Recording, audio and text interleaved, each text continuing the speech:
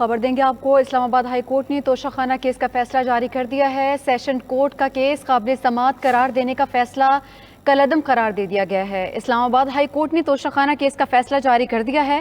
Session court کا case قابل سماعت قرار دینے کا فیصلہ کالعدم قرار دے دیا گیا ہے۔ مزید جان لیتے ہیں ثاقب بشیر سے۔ ثاقب، سماعت کا حوالہ بتائیے گا۔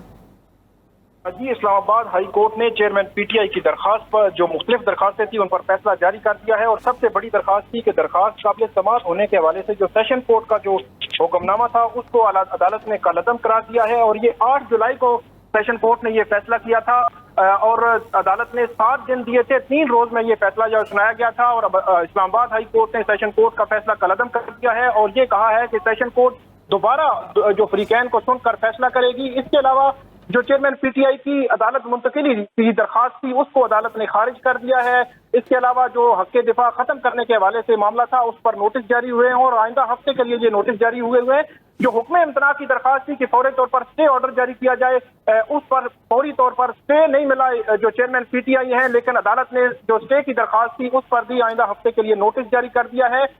فوری طور پر اسٹے تو نہیں ملا، لیکن اس کیس میں بظاہر ایسے لگتا ہے کہ اب 3 بجے تک کا جو ٹائم دیا تھا جو ایڈیشنل سیشن جج ہیں ہمایوں دلاور کے اس کیس پر 3 بجے جو چیئرمین پی ٹی آئی کے وکلا جو ہے وہ آ کر دلائل دیں، وگرنہ وہ فیصلہ محفوظ کر لیں گے۔ اب وہ فیصلہ محفوظ نہیں کر سکیں گے، کیونکہ اب انہوں نے سب سے پہلے جو قابل سماعت ہونے سے متعلق جو درخواست ہے چیئرمین پی ٹی آئی کی اس کو انہوں نے سننا ہے، پہلے نوٹس کریں گے، سننا ہے، اس پر فیصلہ کریں گے، اور اس کے بعد جو ہے وہ آگے بڑھیں گے، اور اس کے بعد جو ہے وہ کارروائی آگے بڑھے گی۔ اس کیس میں چیئرمین پی ٹی آئی کو فوری اسٹے نہیں ملا، لیکن یہ معاملہ اب جو ہے وہ لٹکتا نظر آ رہا ہے، فوری طور پر اس کیس کا فیصلہ جو ہے وہ ہوتا ہوا نظر نہیں آ رہا۔ یہ مختلف درخواستیں تھی چیئرمین پی ٹی آئی کی جو اسلام آباد ہائی کورٹ نے فیصلہ محفوظ کر رکھا تھا۔ آج صبح سے اس فیصلے کا انتظار تھا، اور تھوڑی دیر قبل جو ہے وہ چیف جسٹس عامر فاروق ان کی جانب سے یہ فیصلہ جو ہے وہ جاری کیا گیا ہے، اور تفصیلی فیصلہ تھوڑی دیر بعد جو ہے وہ جاری کیا جائے گا۔ جی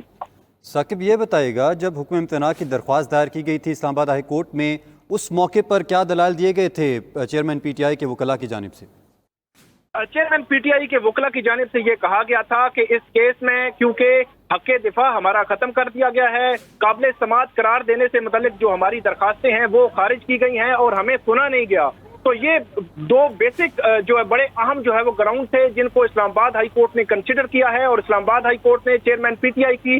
جو درخواست تھی قابل سماعت ہونے کے خلاف جو اپیل تھی اس کو منظور کیا ہے، اور اس کو منظور کرنے کے بعد جو سیشن کورٹ کا جو فیصلہ تھا اس کو کالعدم قرار دیا ہے۔ یہ سب سے بڑا جو ہے وہ بظاہر مجھے لگتا ہے کہ پچھلے 2 ہفتے میں جو اسلام آباد ہائی کورٹ اور سپریم کورٹ میں جو معاملات جا رہے تھے، بظاہر یہ ایک ریلیف ہے چیئرمین پی ٹی آئی کے لیے، کیونکہ آج یا کل اس کیس کا فیصلہ آ سکتا تھا، فیصلہ محفوظ ہونے کے قریب تھا۔ الیکشن کمیشن کے وکلا جو ہے وہ اس میں دلائل مکمل کر چکے تھے، چیئرمین پی ٹی آئی کے وکلا نے دلائل دینے تھے، اور عدالت بھی جو ہے وہ اس کا انتظار کر رہی تھی۔ اب جو معاملہ ہے، اب یہ معاملہ جو ہے وہ مزید آگے جائے گا، کچھ دن اس میں لگیں گے اس کیس کو۔ سب سے پہلے عدالت قابل سماعت ہونے کے حوالے سے فیصلہ کرے گی، اور جو چیئرمین پی ٹی آئی کی جو جج سے منسوب جو مبینہ فیس بک پوسٹیں ہیں ان سے متعلق جو درخواست تھی کہ کیس ٹرانسفر کیا جائے، جج کا باعث ہے، جانبداری ہے، تو اس کو عدالت نے مسترد کیا ہے، اور عدالت نے یہ کہا ہے کہ کیس ٹرانسفر نہیں کیا جا سکتا۔ اب یہ کیس جو ہے وہ ایڈیشنل سیشن جج ہمایوں دلاور ہی سنیں گے، اور وہی اس کی کارروائی آگے بڑھائیں گے اور ٹرائل جو ہے وہ آگے بڑھائیں گے۔ جی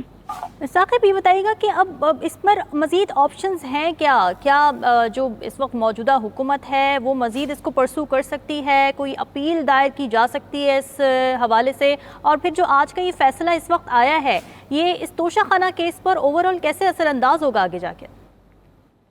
توشہ خانہ کیس پر اس کے گہرے اثرات جو ہے وہ بظاہر نظر آ رہے تھے کہ یہ فیصلہ جو بھی آیا، اس کے جو ٹرائل چل رہا ہے، ٹرائل جو اسلام آباد کی سیشن کورٹ میں چل رہا ہے اس پر اثرات ہوں گے۔ اگر چیئرمین پی ٹی آئی کی درخواستیں خارج ہوتی تب بھی، اگر جو منظور ہوئی تب بھی اس کے اثرات ہوں گے، تو اب کچھ درخواستیں جو ہے وہ منظور ہوئی ہیں اور کچھ خارج ہوئی ہیں، اور سب سے بڑی جو درخواست ہے کہ یہ کیس جو چیئرمین پی ٹی آئی ہیں ان کا یہ موقف تھا کہ یہ سیشن کورٹ میں یہ کیس قابل سماعت ہی نہیں ہے، اور ان کا یہ موقف تھا کہ 120 روز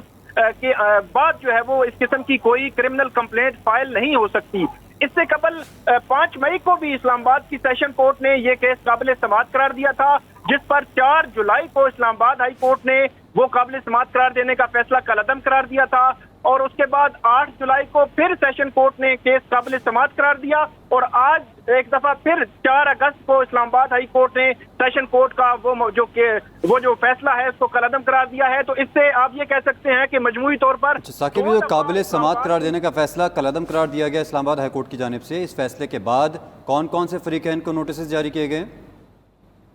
جی اس میں اب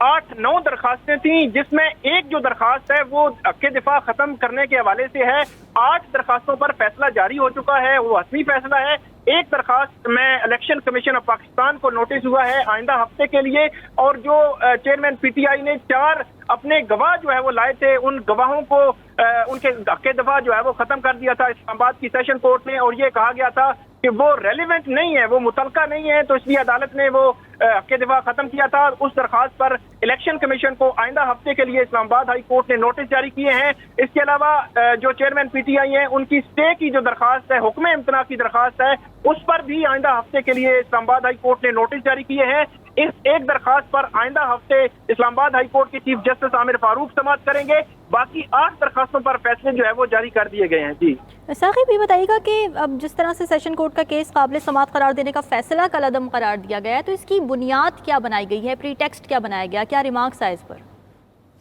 اس حوالے سے ابھی ایک تو تفصیلی فیصلہ آنا باقی ہے، لیکن سب سے بڑی اس کی ریزن یہ تھی کہ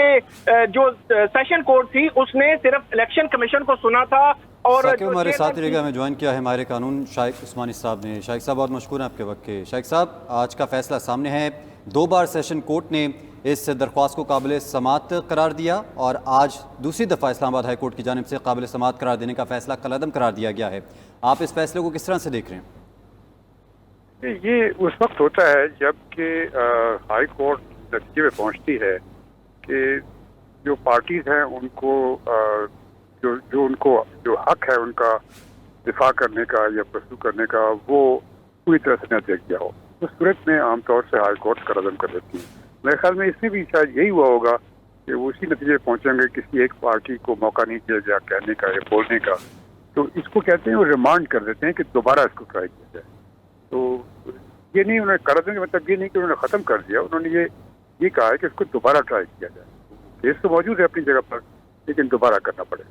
تو شائق عثمانی صاحب آپ یہ کہہ رہے ہیں کہ میرٹس جو ہیں توشہ خانہ کیس کے وہ اپنی جگہ پر برقرار ہیں، مگر جو پروسیڈنگ کا عمل تھا جیسے آپ حق دفاع کی بات کر رہے ہیں تو اس ٹیکنیکلٹیز میں ایشو ہے، اس وجہ سے کالعدم قرار دیا گیا ہے؟ جی بالکل، اس وجہ سے کالعدم کیا گیا. کیس تو اپنی جگہ موجود ہے. ٹھیک ہے، تو اب مزید اب کیا آپشنز ہیں آگے جا کے، کیا ہوگا، کس طرح سے آپ دیکھ رہے ہیں ان معاملات کو انفولڈ ہوتے ہوئے؟ پروسیڈنگ کیا ہوگی؟ اب ٹرائل دوبارہ شروع ہوگا. ٹھیک ہے، جو کمی پوائنٹ آؤٹ کرے گی ہائی کورٹ اس کو پورا کرنا پڑے گا سیشن کورٹ.